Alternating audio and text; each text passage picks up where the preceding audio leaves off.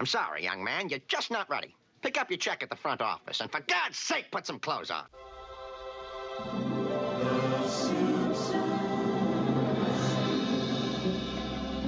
Hello, and welcome to the Simpsons Countdown, the podcast where we go back to the beginning and watch all of The Simpsons to trace the creative evolution of the series and count down, finding the exact moment in which the show began to suck. I'm your host, Erix Antoine, and this week I'm joined by my good friend Jason Pollock. He and I will be discussing Dancin Homer, which originally aired in the US on November 8th, 1990. In this episode, Homer becomes the Springfield Isotopes' new mascot after firing up the crowd at a baseball game. When the Isotopes start a winning streak, Homer is offered the chance to be the mascot for the capital city Capitals. The whole family moves there very excited by this chance at a big city life. But Homer's quaint showcase fails to thrill in the big city, and so they all pack up and go home. That's it.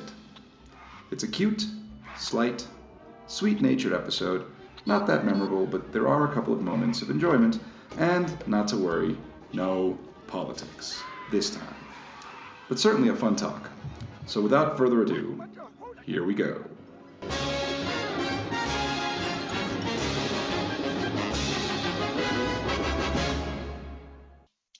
Hey, so welcome back, Jason. Always a pleasure to have you.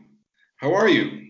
Black Lives Matter? Agreed, Black Lives Matter. As I was saying, last week's episode got a bit heavy, but it's what we're going through right now, so it was understandable. The Simpsons lends itself to that kind of discussion.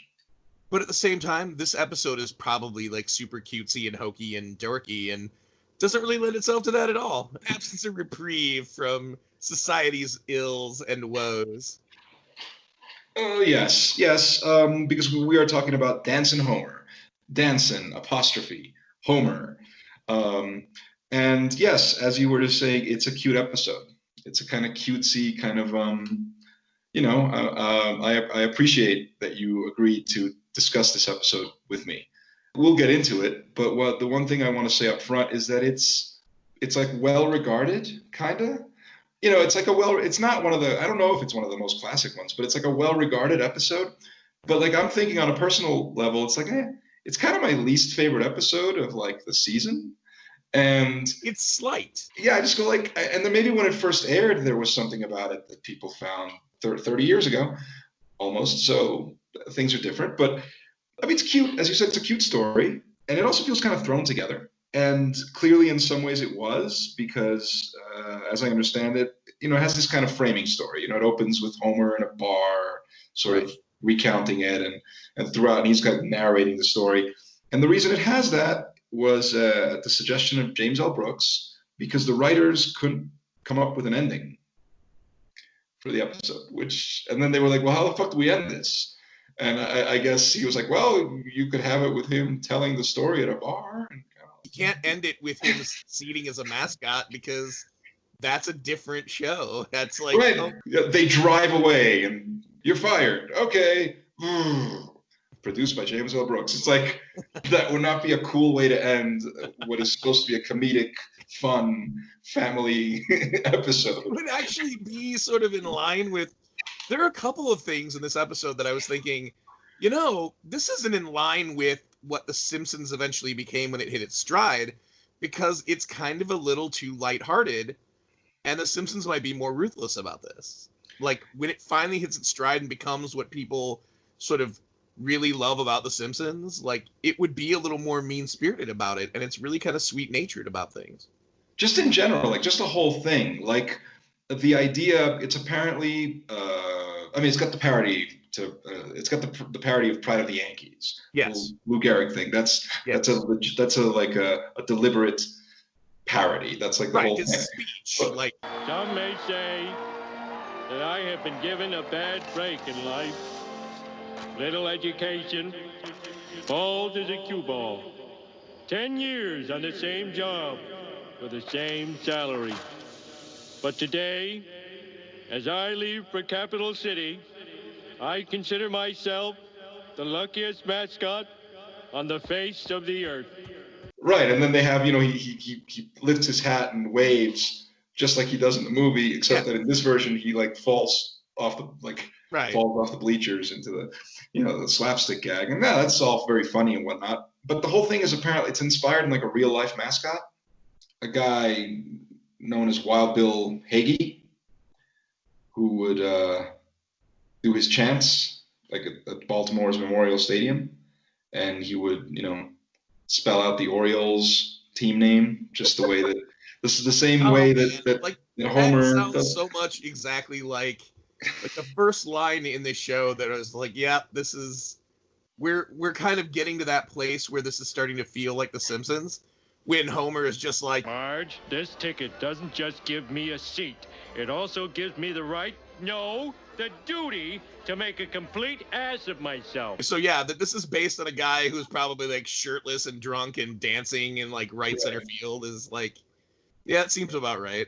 The thing about baseball, see, because I've been living in South America for most of my life at this point, and I was never really into baseball. As a kid, even when I was in the States, I'd watch a World Series or whatever it is, the occasional game, but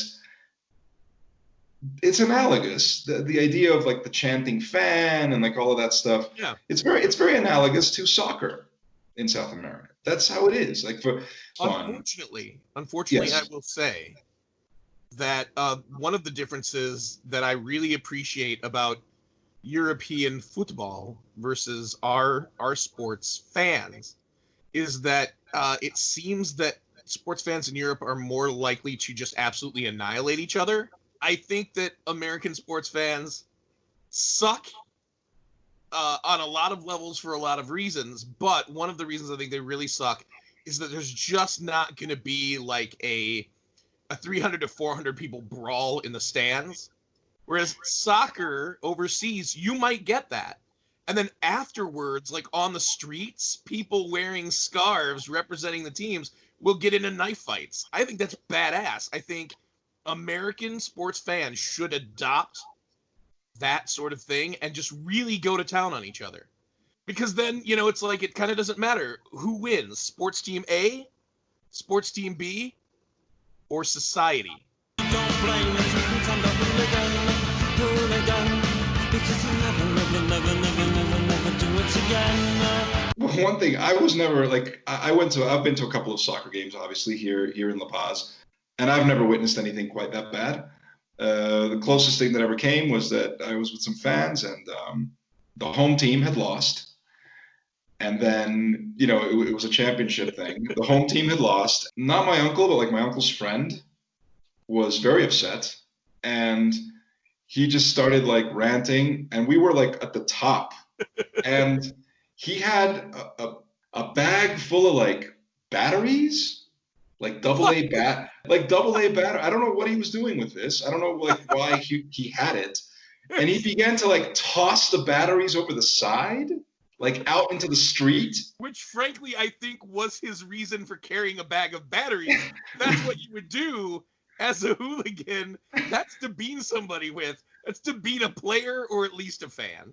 He's like, fuck this. I know it's going to land on one of them assholes. It's going to land on one of them assholes, crack open their heads. Fuck these people. And I'm just going, dude, don't do that. At the time, I might have been, 14? So I was like, what are you doing, Uncle? I don't even remember his name anymore. But because, like I say, he's like my uncle's friend, but, I call him Uncle also because whatever. And so it's like he's like tossing the batteries over the side. And I'm going like, that's just, what are you doing? Guy shows up to a soccer match with a bag full of batteries. He's looking to hit somebody in the head with that. Come on. I thought it was funny that he had taken that with him. It was like, so he was prepared. He was like, if we lose, there is going to be some shit. Right. There will be a reckoning. He was prepared with a bag full of batteries. At no point did anyone say, excuse me, sir, what is that large bag? And it's filled with batteries. And they're like, no, sir, I'm sorry. You can't bring that into the stadium. Like, they're just kind of like, oh, at least he didn't bring the anvil like last week. Stock full of quarters, sir? Oh, they're for the vending machine, of course. Oh, man, it's ridiculous. But see, the thing is, like, baseball fans, here's the thing. Baseball fans would not, because the thing about baseball is that it's more about the experience of going to the game with your friends and sitting there and getting your beer and getting your hot dog and sitting there for 3 hours. The hitter's off his rocker, kissing Betty Crocker. Good one, sir. Oh, well, I used to rile the late, great Connie Mack with that one at old Shibe Park. Burns does a couple of funny things in this episode. He reveals his age to be at least 100. He talks about Satchel Paige, who obviously he played in the Negro Leagues and then actually made it into Major League Baseball. He was one of the oldest players to play the game, the oldest active players. And then I forget who the other baseball player he mentions is. Oh, Connie Mack. In 1909, they eventually named the arena that he mentions. I forget the name of the arena, but they eventually named it Connie Mack Field after Connie Mack died, I want to say, or maybe they did it while he was alive, because he played for ages too, and then segued into being a player manager. And so he was around forever too. So the idea that he was around forever and that he would have been playing, like, how old could Burns have been when he saw Connie Mack play? Like, and you're like, wait a second, when the hell did Connie Mack play? And then you do the math and it's like Burns is like at least 100 years old as he's sitting there in the stands with Homer. Ladies and gentlemen, throwing out tonight's first ball, Mr. Montgomery Burns.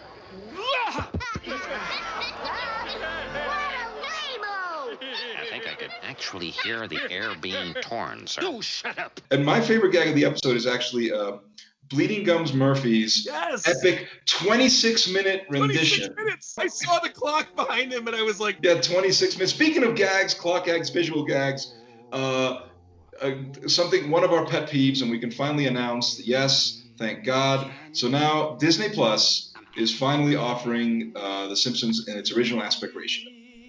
Oh, there you go. And that is the way to watch it. So that's fucking great. But anyway, that gag, it's that you look at that thing, and my favorite bit is, since it's already been established that Lisa adores this musician.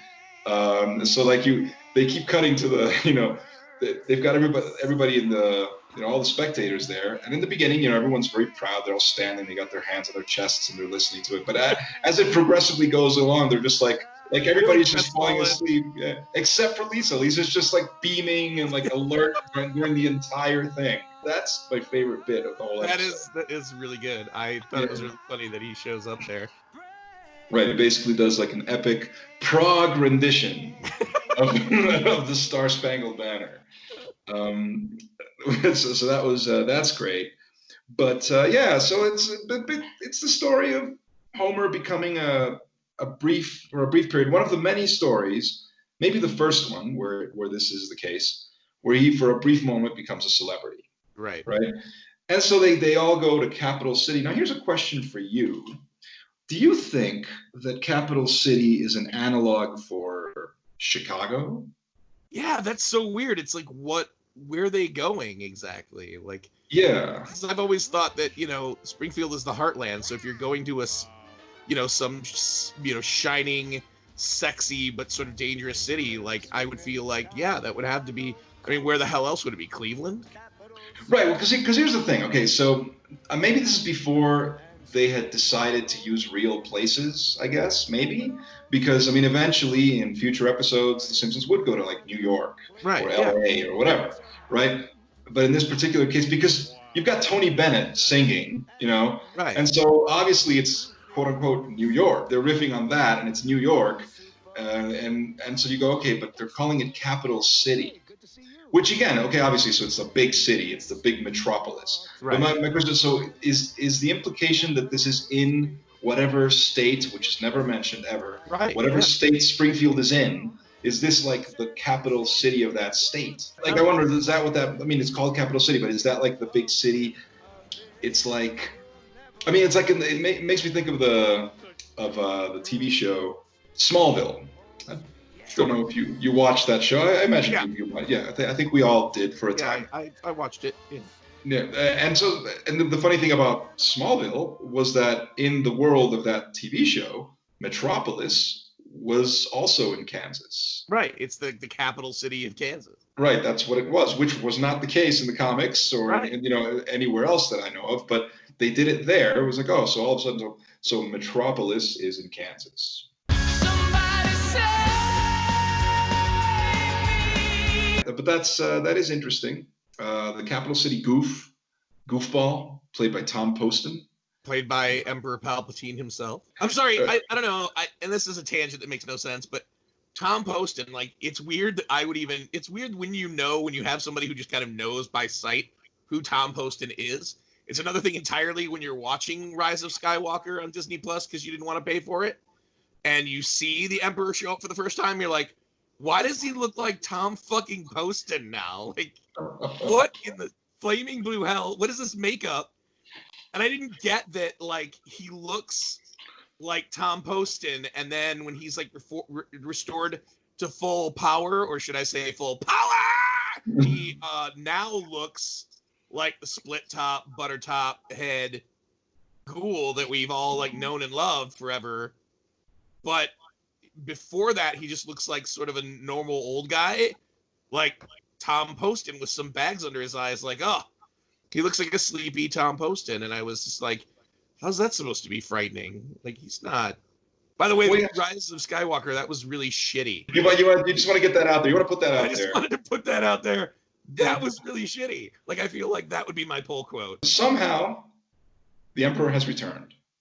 And somehow, he looks like Tom Poston. Yeah, let's you know what? Fuck it. Let's talk about the Rise of Skywalker for 2 seconds. I'll let you rant. I get the feeling you want to. I get the feeling you want to. So no. This is about The Simpsons. Let me tell you something. You know what I think? I'll tell you what I think about this particular episode of The Simpsons.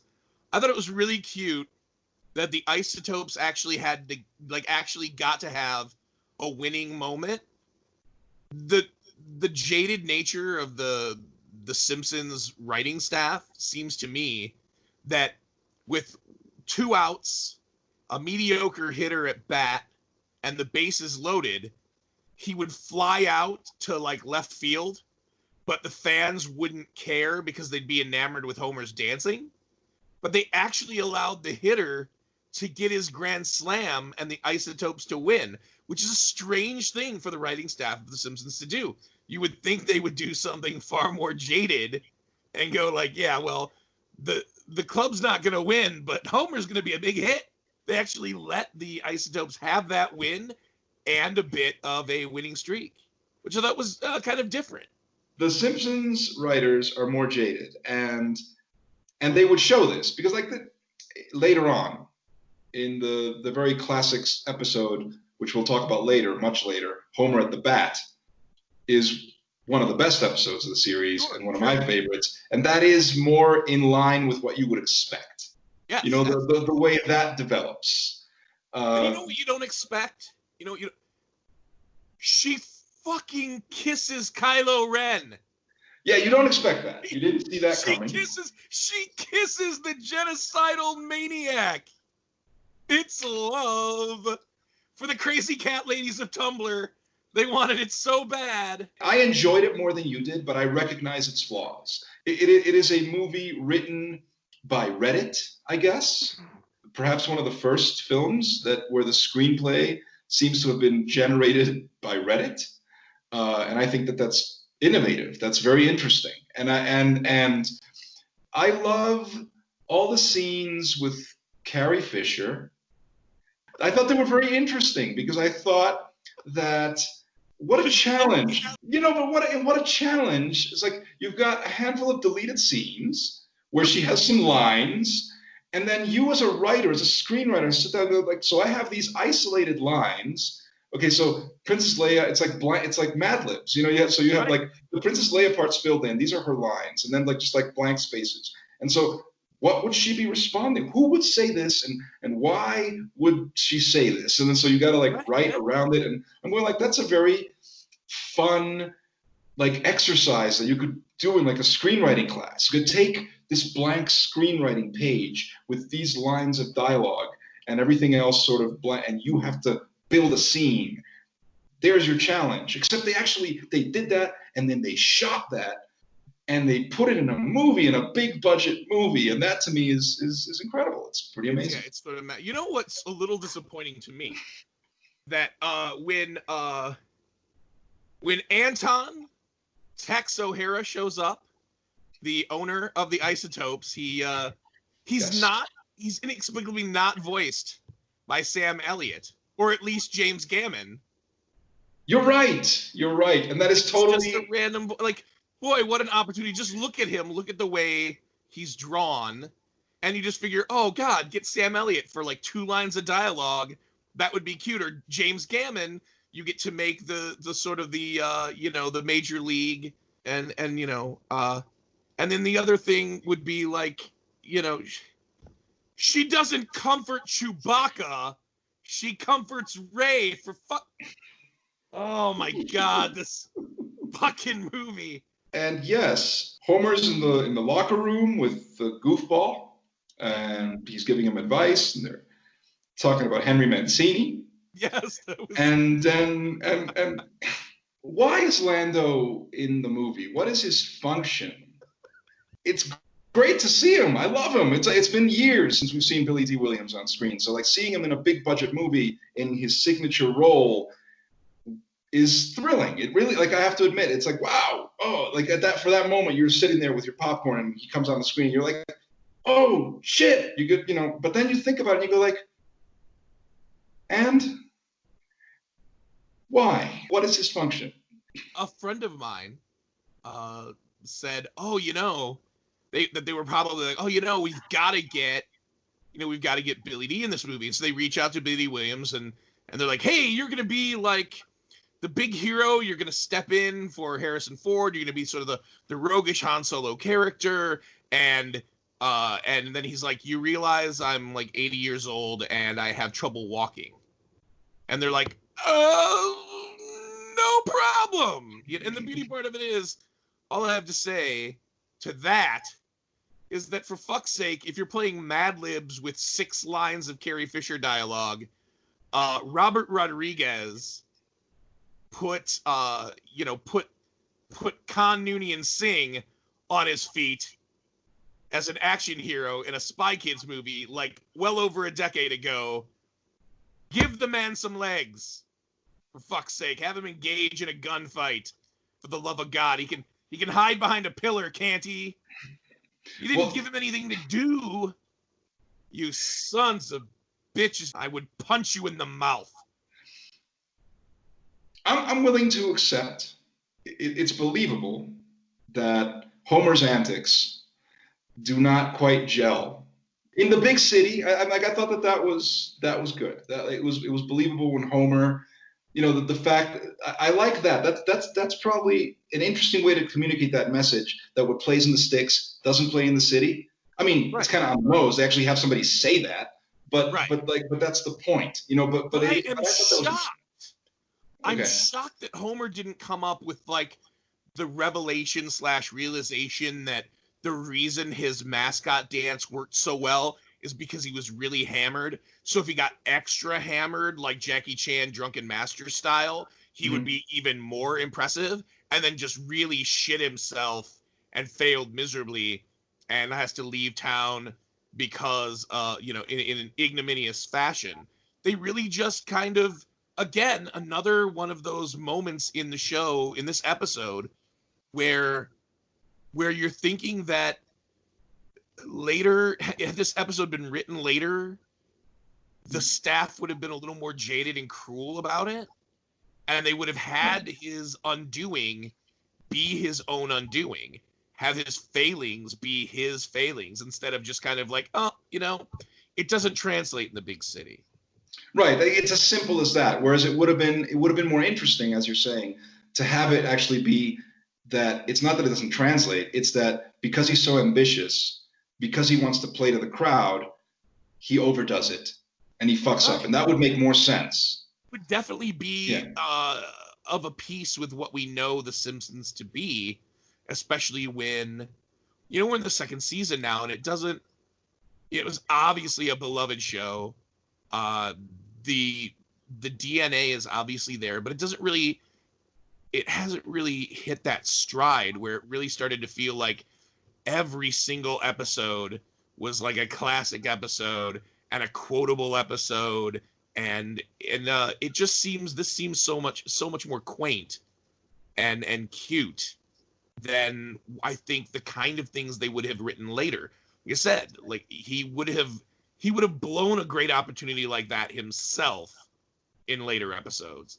He has already demonstrated that he is an idiot, and he's aware enough about himself to realize himself that he's an idiot. And so it is a really interesting, sort of a different thing, and sort of, sweetly sad, sort of bittersweet, that it's like, well, you know what? He showed up and he gave it his all, and it just didn't work. Instead of just like some obscene botch where he doesn't listen to the advice he's given, he doesn't listen to the league, he decides not to wear the costume they tell him to, he does a dance that's somehow offensive to minorities or something, like anything. He just tries his best, and his best's not even close to being good enough. In some ways, that's almost a somber ending. I did my best, but I guess my best wasn't good enough. It's kind of like the message is just like that quaintness is very nice, but you'll never make it outside. Yeah. And it feels a bit, you're right, now that I think about it, it actually doesn't feel very, very good, because it's like what is the point that they're making? So yeah, what you're saying makes much more sense, because the idea would be, yeah, of course he goes into the big city and people know he's a guy from the sticks, and probably if he goes and he does his stuff, they would accept it, and the idea is that he would eventually grow, because he's just there as a guest. He's not there to take over. The capital city goofball is still the mascot. Right. So he's just a guest. They'd see him do his thing, and then the idea is that this would grow and they would exploit it. In real life, that's what we see. American Idol and shows like it made a living off of that. The small town girl or the person who comes from nowhere can exhibit some great talent, and here it's just kind of like, nah, that doesn't matter. She bangs, oh baby, when she moves, I go crazy. They needed the wraparound, I guess, because if it had ended on that note of him just getting fired and leaving town, it would have just been like, what? Oh, yeah. And it is interesting that he says at the end of the wraparound, he's like, I wonder why stories of degradation and humiliation make you more popular. I don't know. They just do. Yeah, this is really just a story of him kind of failing on his own terms. He just went and gave it his best shot. He did what he was brought there to do, which is an extremely un-Homer thing. I did my best, but I guess my best wasn't good enough. Like, the moral of that story really is just like, stay home. And I think the thing that really, really blows is that, like, in The Last Jedi, when Luke shows up during the climactic battle, he sort of has this amazing sort of idealized look to him. His hair and his beard aren't silver. His robes aren't in tatters. And it almost gives away the fact that we're looking at an illusion. And when he appears to Rey in Rise of Skywalker, he again looks like a homeless. And it's like, why didn't you make him that idealized version of strength and power and authority and dignity? Why did you make him look like a homeless again? And his hair and his beard are these obvious wigs that make his head look like 2 sizes too big for his body. Like, he looks totally hokey. You undermine the grandeur of Luke. He looks like, with the hair and the beard, even with the robe, or he looks like Alan Parsons. That and again, and that's somebody who makes it work. So he looks like a prog rocker, essentially, and that's all good. You kind of expect him to break out and start like playing like one of the, a Rush song or Genesis. So just like break it out like Steve Hackett, just like pull it out and just like get into one of those solos. I know what I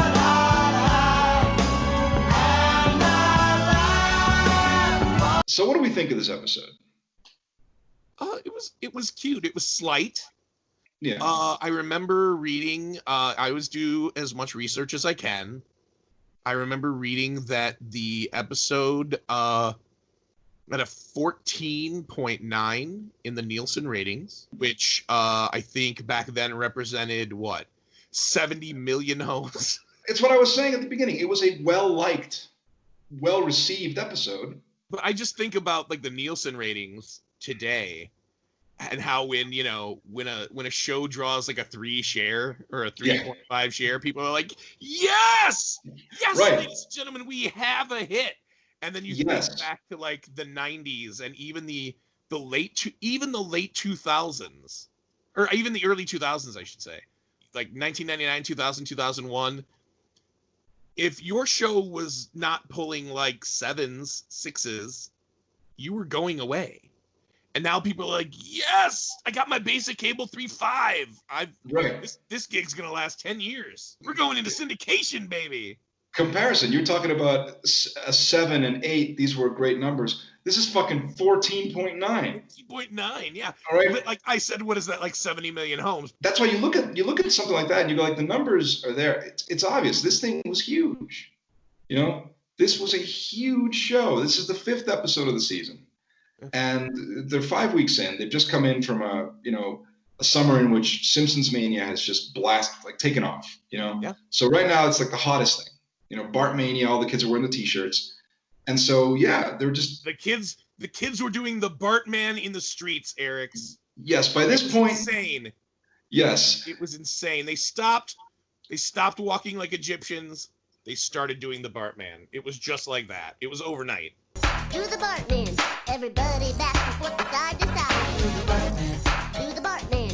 Yes, by this point, the hit album, The Simpsons Sing the Blues, the awful album, had come out. No, it was awful, but I did buy it. I bought it. I had it. I owned it. Do the Bartman. And mind you, by this time I was listening to real music. I was listening to and enjoying real music, and yet I bought the Simpsons novelty album, which is garbage. But it was a success. If you can do the Bart, you're bad like Michael Jackson. Unbelievable. 14.9. It's pretty incredible. If that were 14 million people going to see a film, with like the average ticket price being like $8, that's like $115 million opening weekend. Yeah, I think by this point they realized that it didn't, because they were afraid in the beginning. It was like, oh, you're putting us on Thursday night, you're putting us next to Cosby, we're fucked. Right. And I think by this point they were like, yeah, I guess that worked. So Lando's sitting there. Because as you pointed out, Lando spends most of the movie like sitting down or just like standing in a corner because Billy D. Williams is frail and cannot move, and God bless him. But in any case, so Lando's sitting there and he turns to the girl at the end who's like, I don't know who my dad is, and he's like, let's find out. And there's like that pregnant pause, and you go like, are they setting up episode 10? What is this? There's no resolution to this. Like, why is that scene there? It's the velvet smooth voice when he says to her, like, well, I think we can find out together. Like, wait a second. It's creepy. She didn't mean who's my daddy, but it almost sounds like he's macking on her in that moment. He's like, we don't live with that character whose name I can't even remember. We don't live with her long enough to get a sense of who she is. We know that she's an ex-stormtrooper, and we know that the stormtroopers were like what happens in a lot of third world countries. Army comes in, tears your fucking village apart, and then steals every able-bodied, child and teen and says, you're conscripts in the army now. Right. So we know that, in some ways that they're likely, war orphans, and that she and Finn share that. And instead of like leaning into what that means, even in, movies like, a Star Wars movie, like instead of speaking about their shared trauma, it ends up being like this moment where, like, they only create the characters so that they can keep Finn as far away from the Asian girl no one on the internet likes, which is a fucking crime. Like, she's just made up so that they can go, okay, all the stuff Ryan Johnson would have had her say, let's put those words in the mouth of this girl instead, because the toxic assholes on the internet didn't like that girl. So let's get her out of here. And let's see if we can't put him with someone a little more appropriate. Certain things that people were suspecting were going to turn out to be true. Oh, Finn's going to turn out to be Lando's son. And then when she shows up, are they siblings? Like, I'm glad they didn't do that. You know why? Because obviously that would be so stupid. Like every single black person in Star Wars must be related. That's one of those things where I'll bet it was discussed and somebody went, wait, you know what? Hey, wait. No, you know what? Wait, no, don't do that. Like, which miserable goddamn prequel was it where they were on the planet of the Wookiees? And Yoda says that really like, goodbye, Chewbacca. That was the third one, I think. It was because Lucas had to be convinced by, I believe it was Ben Burt, not to like whip the camera over and have Yoda say, goodbye, Han Solo, and then a 7-year-old in a vest is standing there. Like, I shit you not. That was actually discussed, like, because everybody lives on the same fucking street in the Star Wars galaxy, and they were like, no, don't do that. And Lucas was like, are you sure it'd be cute for the fans? It's like, the fans hate you enough already, dude. Don't fucking poison the well any further. We're all gonna die. My allegiance is to the Republic, to democracy. I'll bet they had conversations where it's like, oh, Finn can be Lando's son. That might have been the first thing that they thought about, actually, before. It's so insane. It's so insane to read the script and know that the guy who made Jurassic World did a better job of this than you did. Okay, full disclosure, is it really that much better? Is it really that much better? Yes. You've read it. You've read it. Absolutely. I've read it. It is absolutely better. And what's weird is I don't understand how he still wound up with a story by credit, because I don't feel like there's enough in the script I read to reflect what's actually on the screen. That's probably contractual stuff, though. That must be like I don't care if you use one line, you use one element, whether it's a setting, a table setting from my treatment, you got to give me credit or I'm going to sue your ass. So that might have been why it is. I don't, the way these things are, who the fuck knows? I mean, people will still have you believe that Mario Puzo wrote Superman, and that's just not true, and that's certainly not the Superman that we saw.